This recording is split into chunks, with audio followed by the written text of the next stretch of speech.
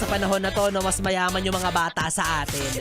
Hindi yung mga paldong-paldo, sa kanila napunta yung mga malulutong na perang pinapalit natin sa bangko. Kamusta naman kayo mga yes friend matapos ang celebration ng Christmas? Kamusta naman ang mga yes friend natin na nag-uulam pa rin hanggang sa ngayon na mga ininit-init na pagkain noong Noche Buena? Pwede pa yan. Hindi na yan pangat. Sa hirap ng buhay, ano na ngayon? Pangapat na init. Sa mahal ng gastusin ngayon, dapat i-maximize natin yung mga tira-tirang pagkain. Yung 500 pesos na sinasabi nila, kinaya ba? Oy, bakit ganon? Parang hindi ko nakita yung Noche Buena reveal na nagsabing kaya daw ang 500 pesos sa Noche Buena. Akala nyo nakalimutan na namin ha? Hindi! Walang mag-move on na Filipino ha. Filipino. Ayaw ka naman na nalulungkot ka't nararamdaman mo na mag-isa ka. Hindi pwede yung wala ka nang natirang pera tapos lumbay ka pa. Kailangan may karamay. Sa panahon na to, no, mas mayaman yung mga bata sa atin.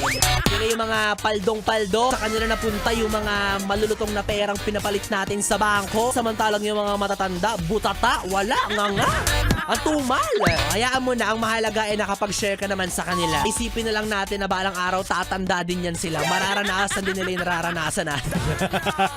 Ano pang ginagawa mo dito, ha? Sinasabi ko na nga ba eh. Solid yes friend ka talaga. Dahil nandito ka na rin lang, sige na, Mag-like at mag-comment ka na. Mag-subscribe ka na rin at i-click ang notification bell. Para mapasali ka sa mga kalokohan namin. Bawal na bawal mag-no dito, ha? Kasi yes to yes!